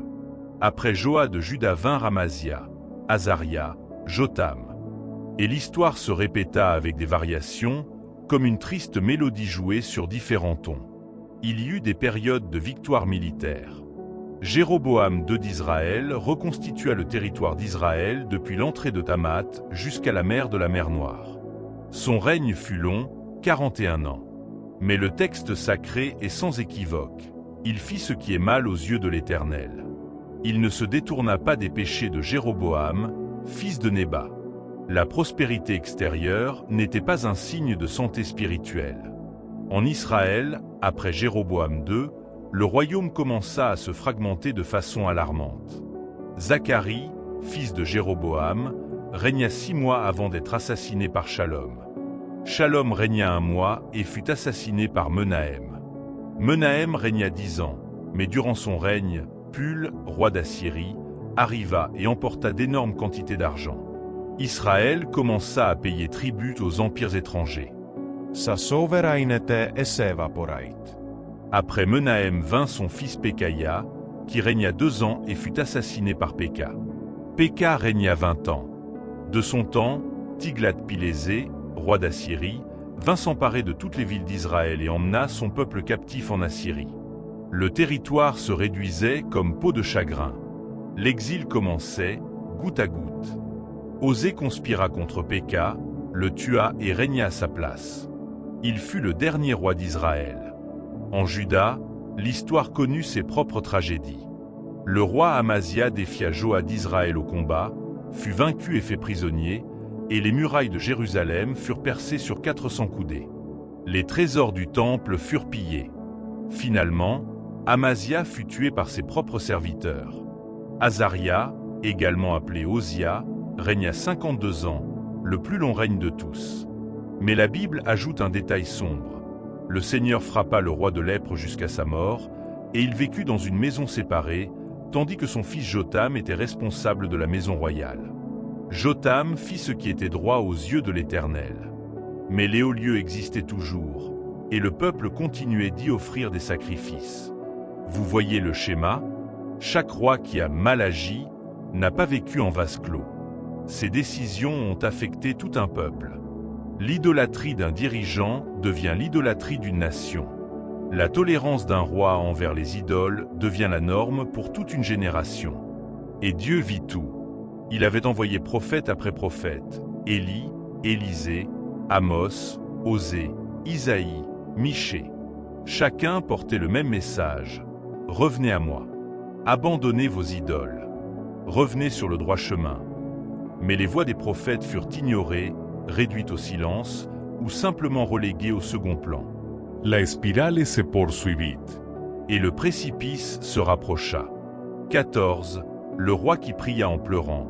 Ézéchias, la maladie et la promesse de Dieu. Au milieu d'une lignée de rois qui avaient déçu Dieu et leur peuple, un roi se distingua, Ézéchias, roi de Juda. La Bible le décrit en des termes qu'on n'avait plus entendus depuis l'époque de David. Il se confia en l'Éternel, le Dieu d'Israël. Il n'y en eut aucun comme lui parmi tous les rois de Juda, ni avant lui, ni après lui. Car il s'attacha à l'Éternel et ne se détourna point de lui. Dès le premier jour de son règne, Ézéchias entreprit de profondes réformes. Il fit abolir les hauts lieux, détruisit les idoles et abattit les poteaux d'Astarté. Il brisa également le serpent de bronze que Moïse avait fabriqué, car jusqu'alors les Israélites lui avaient offert de l'encens. Il l'appelait Néhushtan, une idole qui avait perduré pendant des siècles. Ézéchias la détruisit sans hésiter. Mais voici venu le moment personnel. Le moment qui nous relie à lui d'une manière profonde. Ezekias tomba gravement malade. Le prophète Isaïe, fils d'Amo, vint le trouver et lui dit « Voici ce que dit le Seigneur. Mets de l'ordre dans ta maison, car tu vas mourir. Tu ne guériras pas, la sentence était prononcée. Sans condition, sans possibilité apparente d'appel. » Alors Ézéchias se tourna vers le mur et pria l'Éternel, disant « Souviens-toi, Éternel, comment j'ai marché devant toi fidèlement et avec un cœur intègre, et comment j'ai fait ce qui est bien à tes yeux. » Et Ézéchias pleura amèrement. Ses pleurs étaient authentiques. C'étaient les pleurs d'un homme qui ne voulait pas mourir, qui sentait qu'il avait encore des choses à accomplir, qui implorait Dieu avec une sincérité absolue. Avant même qu'Isaïe ait quitté la cour centrale, la parole du Seigneur lui fut adressée. « Retourne dire à Ézéchias, chef de mon peuple, voici ce que dit le Seigneur, le Dieu de David, ton père. J'ai entendu ta prière et j'ai vu tes larmes. Je te guérirai, et le troisième jour, tu monteras au temple du Seigneur. J'ajouterai 15 ans à ta vie, et je te délivrerai, toi et cette ville, de la main du roi d'Assyrie. » 15 années de plus. Ses larmes furent entendues. Sa prière fut exaucée. Isaïe leur recommanda d'appliquer un cataplasme de figue sur la plaie, assurant que le roi serait guéri. C'était un remède médical allié à la promesse miraculeuse de Dieu. Ézéchias demanda un signe pour confirmer cette guérison. Isaïe lui offrit le choix, que l'ombre avance de 10 degrés ou qu'elle recule de 10 degrés. Ézéchias choisit le recul. C'était pourtant impossible. Et l'ombre recula de 10 degrés sur le cadran solaire d'Achaz. Le soleil s'est immobilisé. Ou plutôt, son ombre s'est rétractée. Un événement astronomique sans précédent, signe que le Dieu qui règne sur les cieux règne aussi sur la vie et la mort. Ezekias servicat. Mais cette seconde chance s'accompagna d'une épreuve qu'il dut affronter difficilement. Les envoyés de Babylone arrivèrent avec des lettres et un présent, car ils avaient appris qu'Ézéchias était malade. Heureux de les voir, Ézéchias leur montra tout. Absolument tout. Le trésor, l'argent, l'or, les épices, l'huile précieuse, son arsenal d'armes et tout ce qui se trouvait dans ses richesses. Il n'y avait rien dans sa maison ni dans tout son domaine qu'Ézéchias ne leur ait caché. Alors Isaïe vint trouver le roi et lui demanda ce que ces hommes avaient vu. Ézéchias lui raconta tout, avec une certaine naïveté, ou peut-être avec orgueil. Et Isaïe prononça une prophétie terrible. « Voici, les jours viennent où tout ce qui est dans ta maison, et tout ce que tes pères ont amassé jusqu'à ce jour, sera emporté à Babylone. Il ne restera rien. Et certains de tes descendants, que tu auras engendrés, seront emmenés et deviendront eunuques au palais du roi de Babylone. » La réponse d'Ézéchias nous surprend. « La parole de l'Éternel que tu as prononcée est bonne. » Et il ajouta, « N'en sera-t-il pas ainsi, s'il règne la paix et la sécurité de mon vivant ?» C'était une pensée à courte vue. La catastrophe ne le frapperait pas de son vivant. Ses enfants et petits-enfants en subiraient les conséquences. Et c'est dans cette perspective égoïste qu'il trouvait du réconfort. Ézéchia mourut et fut enterré dans le plus haut des tombeaux des fils de David. Tout Juda et les habitants de Jérusalem lui rendirent hommage à sa mort. Il fut le plus grand roi de l'ère post-davidique. Mais même lui ne put inverser le cours d'une nation qui avait accumulé trop de siècles d'idolâtrie. 15 000 à 185 000 soldats tués en une nuit, l'ange de Dieu détruit l'armée assyrienne. Ce fut le moment où la puissance de Dieu se manifesta d'une manière inédite dans l'histoire des armées. Et tout commença avec le roi le plus puissant de la terre à cette époque, qui commit l'erreur de menacer le Dieu d'Israël. Sennachérib, roi d'Assyrie, la plus grande puissance militaire du monde connue à cette époque, avait conquis ville après ville. Ses armées déferlaient sur des nations entières. Et maintenant, son regard était tourné vers Jérusalem. Ses émissaires arrivèrent avec un message destiné à saper le moral du peuple. Le commandant de l'armée assyrienne, le Rabshakeh, se posta près de l'aqueduc et parla à haute voix en hébreu afin que toute la foule massée sur les remparts puisse l'entendre. C'était de la pure guerre psychologique. Il leur dit de ne pas faire confiance à Ézéchia, car il les trompait. Il leur dit de ne pas faire confiance au Seigneur leur Dieu, car ce Dieu ne pouvait pas les délivrer. Il leur dit qu'aucun Dieu d'aucune nation n'avait pu délivrer son peuple des mains de la Syrie. Pourquoi le Dieu de Jérusalem serait-il différent? Le peuple ne répondit pas, car le roi leur avait ordonné de se taire. Mais les serviteurs du roi allèrent trouver Ézéchia, les vêtements déchirés, et lui rapportèrent les paroles du Rabshakeh. Ézéchia déchira ses vêtements, se revêtit d'un sac et se rendit à la maison de l'Éternel. Il fit venir le prophète Isaïe. Le message qu'il reçut était un message de détresse, mais aussi de foi. C'est un jour de détresse, de réprimande et de blasphème, car les enfants sont sur le point d'accoucher, mais il n'y a pas de force pour les mettre au monde. Peut-être l'Éternel, ton Dieu, entendra-t-il toutes les paroles de Rabshakeh, que le roi d'Assyrie, son maître, a envoyé pour blasphémer le Dieu vivant, et le réprimandera-t-il pour les paroles que l'Éternel, ton Dieu, a entendues. C'est pourquoi, prie pour le reste du peuple.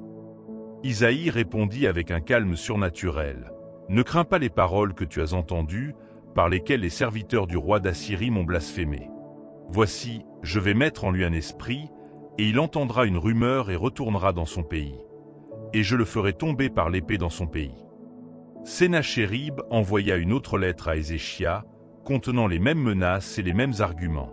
Cette fois, Ézéchia prit la lettre, monta au temple du Seigneur et la déploya devant lui. Puis il pria. Cette prière est l'une des plus belles et des plus courageuses de toute la Bible. Il dit au Seigneur, « Tu es le seul Dieu de tous les royaumes de la terre. Tu as fait le ciel et la terre. Prête l'oreille, Seigneur, et écoute. Ouvre les yeux, Seigneur, et regarde. Entends les paroles de Sennachérib, qu'il a envoyé pour blasphémer le Dieu vivant. Il est vrai, Seigneur, que les rois d'Assyrie ont ravagé les nations et leurs pays, et qu'ils ont brûlé leurs dieux par le feu et les ont détruits. Mais ce n'étaient pas des dieux, mais l'œuvre de mains humaines, du bois et de la pierre. C'est pourquoi ils les ont détruits. Maintenant donc, Seigneur notre Dieu, sauve-nous de sa main, afin que tous les royaumes de la terre sachent que toi seul, Seigneur, tu es Dieu. » C'était une prière qui ne demandait pas seulement le salut d'Israël. Elle demandait que le monde entier sache que Dieu était réel. Et Dieu répondit. Isaïe lui envoya un message. « Ainsi parle le Seigneur, le Dieu d'Israël. J'ai entendu ta supplication concernant Sennachérib, roi d'Assyrie. » Alors une parole s'éleva contre Sennachérib, une parole de mépris et de jugement. Dieu lui demanda, « Qui as-tu blasphémé et insulté? Contre qui as-tu élevé la voix et levé les yeux avec orgueil? Contre le Saint d'Israël. » Et la promesse finale. Il n'entrera pas dans cette ville, il n'y lancera pas de flèches. Il ne l'assiégera pas avec un bouclier, il n'y construira pas de remblai de siège. Il retournera par le chemin par lequel il est venu, et il n'entrera pas dans cette ville. Car je défendrai cette ville pour la sauver, à cause de moi-même et à cause de mon serviteur David. Cette nuit-là, l'ange du Seigneur sortit et frappa 185 000 hommes dans le camp assyrien. Au matin, ils ne trouvèrent que des cadavres. 185 000 hommes. En une seule nuit. Sans bataille. Sans qu'un seul soldat israélite lève l'épée. Seul l'ange de Dieu. Sennachérib partit, puis revint et demeura à Ninive. Tandis qu'il se recueillait dans le temple de son dieu Nisroch, ses fils Adrammelech et Charzé le tuèrent par l'épée et s'enfuirent au pays d'Arara. Son fils Assaradon lui succéda. Le roi le plus puissant de la terre fut anéanti non par une autre armée, mais par sa propre famille. Et la cité de Dieu resta indemne. La parole de Dieu s'accomplit toujours. 16. L'erreur qui a tout coûté. Ézéchia montre ses trésors à Babylone. Nous l'avons déjà vu dans la section précédente. Ézéchia reçut la visite des envoyés de Babylone après sa maladie. Mais il est important d'examiner ce moment plus en détail, car il nous enseigne une leçon essentielle sur l'orgueil et le manque de discernement en période de prospérité. Mérodach-Baladan, fils de Baladan, roi de Babylone, envoya des lettres et des présents à Ézéchia. Officiellement, on avait appris sa maladie. Mais derrière cette visite diplomatique se cachait un dessein politique. Babylone cherchait des alliés contre l'Assyrie, leur ennemi commun. Et Juda, avec un roi qui avait miraculeusement survécu à une maladie et dont la ville avait résisté à la plus puissante armée assyrienne du monde, était un candidat idéal. Ézéchia fut ravi de voir ces hommes. Et c'est là le problème. La Bible dit qu'il était content de leur présence. Il n'a pas cherché Dieu avant de les recevoir. Il n'a rien demandé. Il n'a pas prié. Il s'est simplement réjoui de l'honneur de leur visite et les a traités avec une générosité absolue, leur montrant tout. Plus tard, le Seigneur demanda à Ézéchia par l'intermédiaire d'Isaïe, « Que disaient ces hommes et d'où venaient-ils » Ézéchia répondit, « Ils venaient d'un pays lointain, de Babylone. » Isaïe demanda alors, « Qu'ont-ils vu dans ta maison » Ézéchia répondit, « Ils ont tout vu dans ma maison. Je ne leur ai rien caché parmi mes trésors. » Tout, absolument tout. L'argent, l'or, les onguents, l'huile précieuse, l'arsenal d'armes. Tout ce que les rois de Juda avaient accumulé au fil des générations. Il le montra aux émissaires du royaume qui, un jour, deviendrait le destructeur de Jérusalem.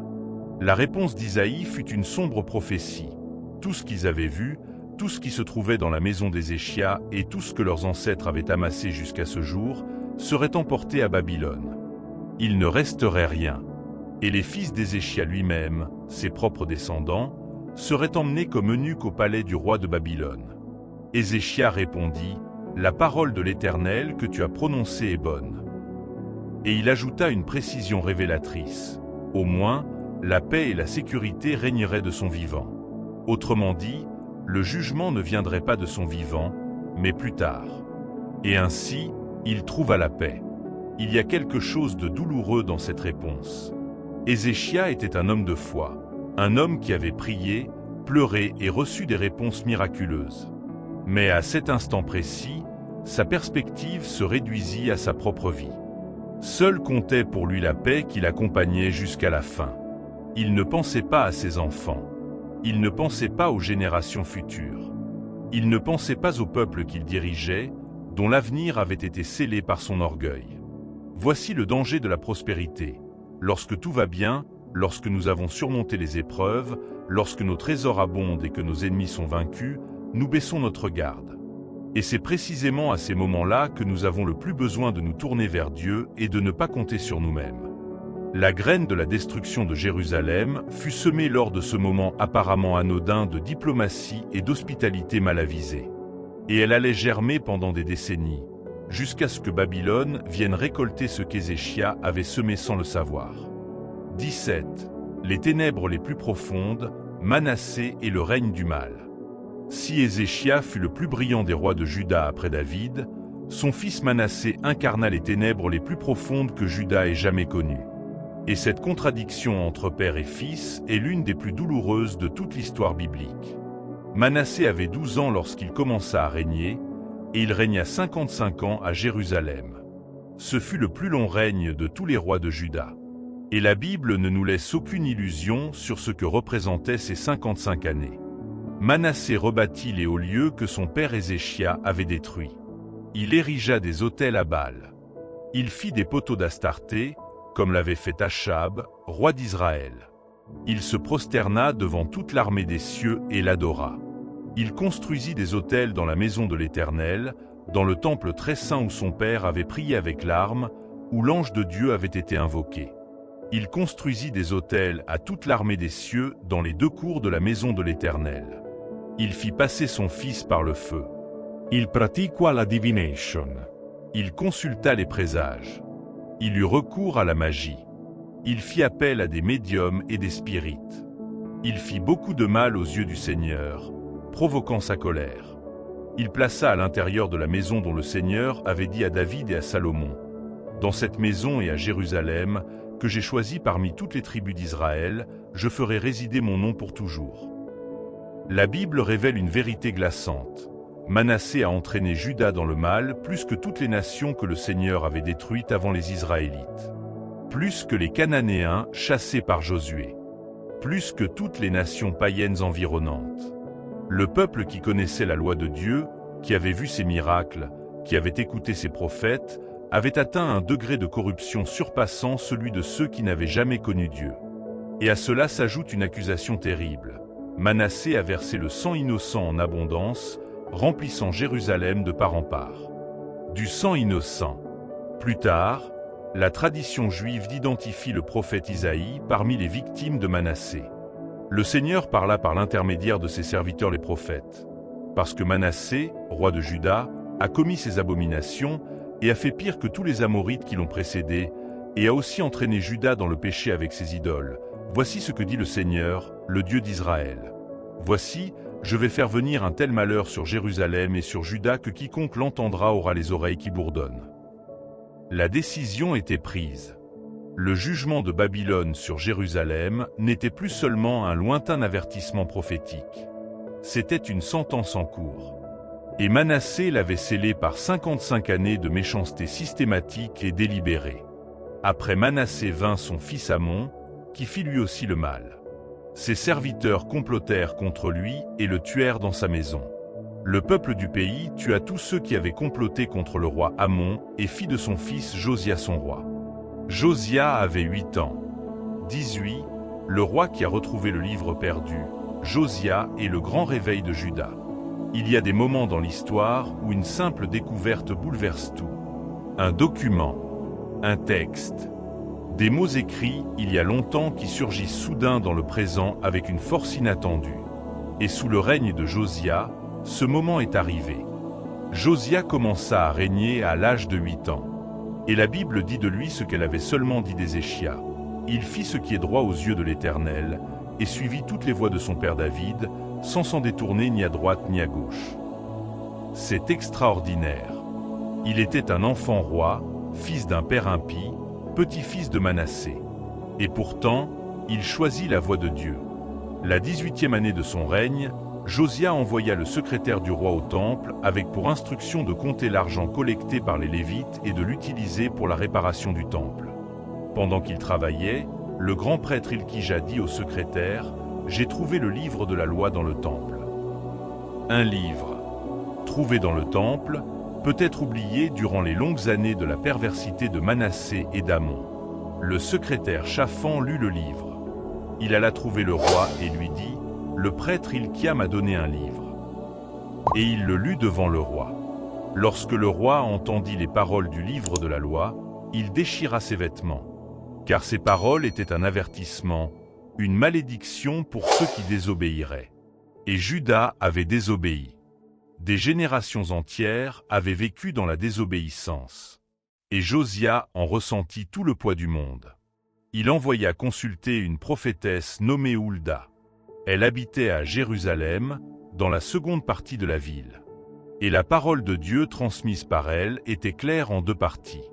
La première partie était terrifiante. Ainsi parle le Seigneur. Voici, je vais faire venir le malheur sur ce lieu et sur ses habitants, conformément à toutes les paroles du livre que le roi de Juda a lu. Car ils m'ont abandonné et ont brûlé de l'encens à d'autres dieux. Tout ce qu'ils ont fait s'est déroulé sous mes yeux. La destruction de Juda était inévitable. Les paroles du livre étaient sur le point de s'accomplir. Mais la seconde partie était un message de miséricorde personnelle pour Josia. Au roi de Juda, qui t'a envoyé consulter l'Éternel, tu répondras: Ainsi parle l'Éternel, le Dieu d'Israël. Quant aux paroles que tu as entendues, parce que ton cœur a été touché et que tu t'es humilié devant l'Éternel en entendant ce que j'ai dit contre ce lieu et contre ses habitants, qu'il deviendrait une désolation et une malédiction, et que tu as déchiré tes vêtements et pleuré devant moi, je t'ai entendu. Aussi, c'est pourquoi, voici, je te réunirai à tes pères, et tu seras réuni en paix à ton tombeau, et tes yeux ne verront pas tout le mal que je ferai venir sur ce lieu. Le jugement était inévitable pour Juda. Mais Josia, en raison de sa sensibilité et de son humilité, refusait de l'admettre. Alors Josia convoqua tous les anciens de Juda et de Jérusalem. Puis il monta au temple de l'Éternel avec tous les hommes de Juda et tous les habitants de Jérusalem, les prêtres, les prophètes et tout le peuple, du plus petit au plus grand. Et il lut en leur présence toutes les paroles du livre de l'Alliance qui avaient été trouvées dans le temple de l'Éternel. Le roi se tint près de la colonne et fit alliance avec l'Éternel, promettant de suivre sa volonté et de garder ses commandements, ses préceptes et ses lois, de tout leur cœur et de toute leur âme, en accomplissant les paroles de cette alliance écrite dans ce livre. Tout le peuple resta fidèle à l'alliance. Alors Josia entreprit la réforme la plus radicale et systématique que Juda ait jamais connue. Il ordonna aux grands prêtres de retirer du temple tous les vases ayant appartenu à Baal, Astarté et à toute l'armée des cieux.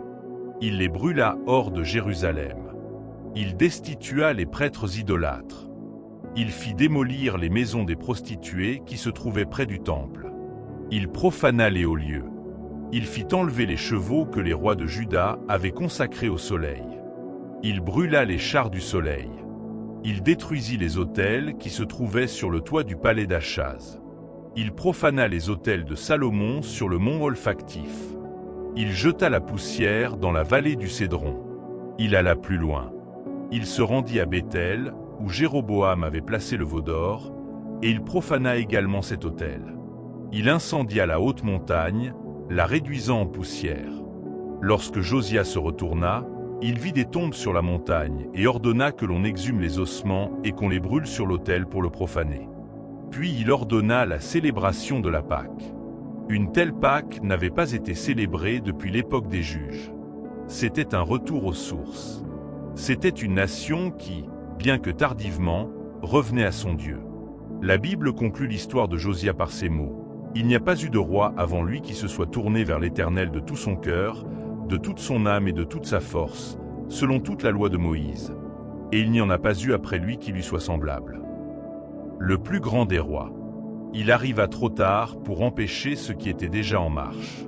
Mais il changea sa génération. Il honora Dieu de tout son être. Et Dieu l'honora d'une mort paisible, avant qu'il ne soit témoin de la destruction.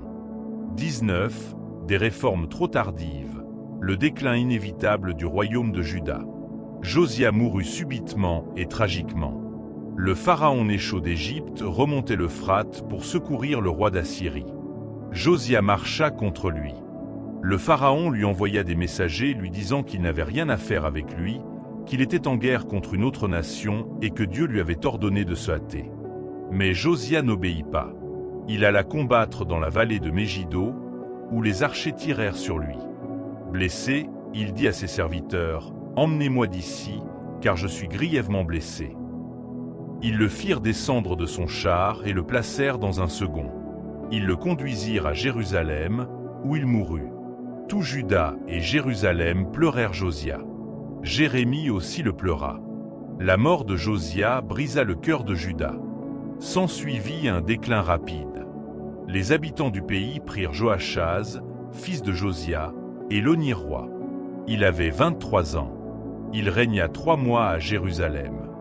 Puis le pharaon Nécho le fit enchaîner à Ribla, au pays de Hamath, afin qu'il ne puisse plus régner à Jérusalem. Il imposa un tribut au pays. Ensuite, il fit d'Éliakim, fils de Josia, le roi à la place de son père, et changea son nom en Joachim. Enfin, il emmena Joachaz en Égypte, où il mourut. Joachim régna 11 ans. Il fit ce qui est mal aux yeux de l'Éternel. De son temps, Nabuchodonosor, roi de Babylone, monta sur le trône, et Joachim fut son serviteur pendant 3 ans. Puis il se rebella. Et l'Éternel envoya contre lui des troupes de Chaldéens, de Syriens, de Moabites et d'Ammonites. La Bible explique pourquoi. À cause des péchés de Manassé, pour tout le sang innocent qu'il avait versé et que l'Éternel refusa de pardonner. À la mort de Joachim, son fils Joachim lui succéda. Âgé de 18 ans, il régna 3 mois. Puis Nabuchodonosor, roi de Babylone, attaqua Jérusalem et assiégea la ville. Joachim se rendit au roi de Babylone, avec sa mère, ses serviteurs, ses princes et ses officiers. Le roi de Babylone le fit prisonnier la 8e année de son règne. Il emporta tous les trésors du temple de l'Éternel et du palais royal. Il fit découper en morceaux tous les objets d'or que Salomon, roi d'Israël, avait fait réaliser pour le temple de l'Éternel. Il emmena Jérusalem en captivité. Tous les princes, tous les vaillants hommes, 10 000 captifs, tous les artisans et les forgerons. Il ne resta personne, hormis les plus pauvres du pays.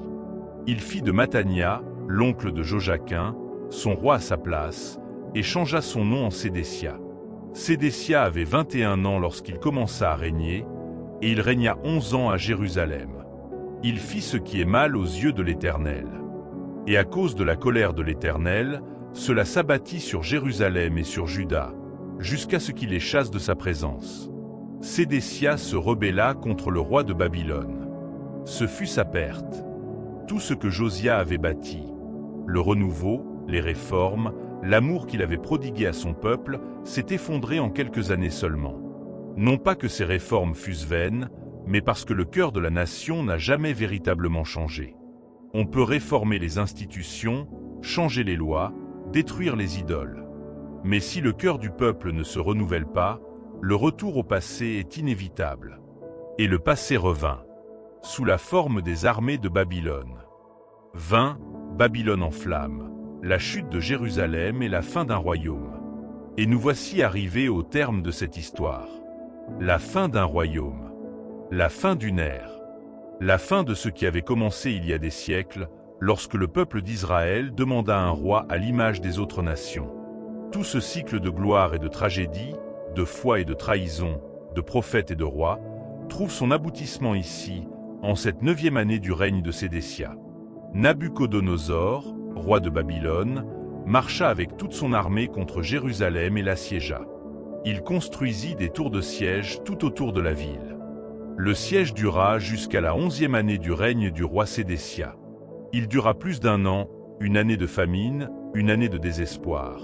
Une année durant laquelle les habitants de Jérusalem, impuissants, virent la plus puissante armée du monde les encercler. Le 9e jour du 4e mois, la famine frappa la ville, et il n'y eut plus de pain pour les habitants. Alors, une brèche fut ouverte dans la ville. Tous les soldats s'enfuirent de nuit par la porte située entre les 2 murailles, près du jardin du roi. Sédécia s'enfuit avec les soldats. Mais l'armée chaldéenne le poursuivit. Ils rattrapèrent Sédécia dans les plaines de Jéricho et dispersèrent toute son armée. Ils capturèrent le roi et l'amenèrent devant le roi de Babylone à Ribla. Ils prononcèrent son jugement et tuèrent les fils de Sédécia sous ses yeux. Ils lui crevèrent les yeux, l'enchaînèrent avec des chaînes de bronze et l'emmenèrent à Babylone. La dernière chose que Sédécia vit avant que ses yeux ne soient crevés fut le cadavre de ses propres fils. Cette image fut sa dernière vision en ce monde. Le 7e jour du 5e mois, Nebuzaradan, chef des gardes du roi de Babylone, vint à Jérusalem et incendia le temple de l'Éternel. Ce magnifique temple, que Salomon avait mis 7 ans à bâtir, orné d'or et de cèdre, empli de la gloire de Dieu, où David avait rêvé d'adorer et où Ézéchia avait prié avec larmes, fut réduit en cendres. Il incendia le palais royal et toutes les maisons de Jérusalem. Il incendia également toutes les demeures des notables. Toute l'armée chaldéenne, qui accompagnait le chef des gardes, abattit les murailles de Jérusalem. Quant au reste du peuple resté en ville, à ceux qui avaient déserté pour rejoindre le roi de Babylone, et au reste de la foule, Nebuzaradan les déporta. Mais le chef de la garde laissa quelques pauvres du pays pour cultiver la vigne et travailler la terre. Les colonnes de bronze qui se trouvaient dans la maison du Seigneur, leur base et la mer de bronze qui s'y trouvait également, les Chaldéens les brisèrent et emportèrent le bronze à Babylone. Les vases, les pelles, les mouchettes, les cuillères et tous les ustensiles de bronze utilisés pour le culte, tout fut pris. Absolument tout. Il ne resta rien. Nebuzaradan prit Sereya, le grand prêtre, Sophonie, le second prêtre, 3 portiers, un officier commandant les troupes, 5 conseillers du roi qui se trouvaient en ville, le secrétaire principal du commandant de l'armée et 60 hommes du peuple. Il les amena devant le roi de Babylone à Ribla. Le roi de Babylone les fit massacrer à Ribla, au pays de Hamath. Ainsi, Juda fut emmené captif de son pays. Ainsi prit fin le royaume de Juda. Non pas par une bataille glorieuse, ni par une ultime résistance héroïque, mais par des murailles détruites, un temple en flammes, un roi aveugle enchaîné et un peuple en exil. Mais le deuxième livre des rois ne s'achève pas entièrement sur la défaite. Il y a une note finale, ajoutée par les auteurs sacrés, qui est comme une lueur d'espoir au bout d'un très long tunnel. La 37e année de la captivité de Joachim, roi de Juda, Evil-Merodach, roi de Babylone, la première année de son règne, fit sortir de prison Joachim. Il lui adressa des paroles bienveillantes et plaça son trône au-dessus de ceux des autres rois qui se trouvaient avec lui à Babylone. Joachim changea ses vêtements de prisonnier et prit ses repas régulièrement en sa présence, jusqu'à la fin de ses jours. Sa nourriture consistait en une portion régulière que le roi de Babylone lui donnait, chaque portion à sa date fixée, et ce, jusqu'à la fin de sa vie. Un roi de la lignée de David, attablé au roi de Babylone. Vivant. Honoré. Inoubliable. C'était un signe. Un petit signe, presque un murmure. Que l'histoire de Dieu avec son peuple n'était pas terminée. Que la lignée de David perdurait. Qu'il y avait un avenir au-delà des ruines de Jérusalem et du temple incendié. Ainsi, le deuxième livre des rois s'achève sur cette promesse silencieuse. La nation s'était effondrée. Les royaumes avaient disparu. Mais la semence demeurait. Et des siècles plus tard, de cette semence naîtrait celui qui n'aurait pas besoin d'un palais à Jérusalem pour régner, car son royaume ne serait pas de ce monde. Le deuxième livre des rois nous laisse avec une question qui dépasse le cadre du récit. Que faisons-nous des occasions que Dieu nous offre? Serons-nous comme ces rois qui ont fait le mal, qui ont vu les miracles et ont persisté dans leur propre voie? Ou serons-nous comme Ézéchias, qui a prié en pleurant, ou comme Josia, qui a déchiré ses vêtements en entendant la parole de Dieu? L'histoire d'Israël et de Juda est un miroir. Et ce que nous y voyons dépend de l'honnêteté avec laquelle nous nous regardons nous-mêmes. Ainsi s'achève l'un des récits les plus poignants, les plus douloureux et les plus riches d'enseignements de toute la Bible. Le deuxième livre des rois ne se termine pas par une victoire militaire. Il ne s'achève pas par le triomphe d'un roi glorieux sur son trône. Il s'achève par une ville en flammes, un temple réduit en cendres et un peuple en exil. Et pourtant, à la toute dernière ligne de ce livre, un roi de la lignée de David est assis à la table du roi de Babylone. Vivant. Honoré. Non oublié. Comme si Dieu nous murmurait, l'histoire n'est pas terminée. Tout au long de ce voyage, nous avons tout vu. Nous avons vu le feu tomber du ciel. Nous avons vu les morts ressuscités. Nous avons vu des armées de 185 000 hommes anéantis en une seule nuit sans que personne ne lève l'épée. Nous avons vu l'huile se multiplier dans des vases vides et l'eau empoisonnée se purifier avec une poignée de sel. Nous avons vu un roi prier en pleurant et recevoir 15 années de vie supplémentaires. Et nous avons vu comment l'orgueil, l'idolâtrie et la désobéissance, génération après génération, peuvent détruire ce qui a mis des siècles à être bâti. Mais j'imagine que vous avez aussi ressenti quelque chose en écoutant cette histoire. Quelque chose qui dépasse les faits historiques et les noms des rois. Car à un moment donné, vous vous êtes sûrement reconnu dans ce récit. Peut-être dans cette veuve qui n'avait qu'un pot d'huile et ne savait pas comment elle allait survivre. Peut-être en Élisée, qui a repris le flambeau de son maître déchu et a dû continuer seul, confiant que le même Dieu qui avait été avec Élie serait avec lui. Peut-être en Ézéchias, qui, condamné à mort, s'est tourné vers le mur pour prier, n'ayant nulle part où aller. Ou peut-être, avec une douloureuse honnêteté, vous êtes-vous reconnu dans l'un de ces rois qui connaissaient le droit chemin et qui en ont pourtant choisi un autre. Et c'est précisément la question que ce livre nous laisse. Ce n'est pas une question sur le passé. C'est une question sur aujourd'hui. Sur vous. Sur moi. Que faisons-nous de ce que Dieu nous a donné? Que faisons-nous des occasions, des avertissements, des moments où sa voix résonne clairement et directement dans nos cœurs? Sommes-nous de ceux qui, comme Josia, déchirent leurs vêtements en entendant sa parole? Ou sommes-nous de ceux qui la relèguent au fond de leur mémoire et continuent de vivre comme si de rien n'était? La réponse à cette question ne se trouve dans aucun livre d'histoire. Vous l'écrivez vous-même, à chaque décision que vous prenez, à chaque instant où vous choisissez de faire confiance ou de vous détourner, à chaque fois que vous vous agenouillez ou que vous endurcissez votre cœur. Et la bonne nouvelle, celle qui traverse tout le livre des rois, même ses pages les plus sombres, c'est que Dieu n'a jamais complètement abandonné son peuple.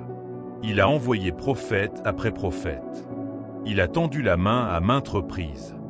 Et chaque fois que quelqu'un a répondu avec un cœur sincère, Dieu a répondu aussi. Il est toujours le même aujourd'hui. Le Dieu qui a entendu les larmes d'Ézéchias entend les vôtres.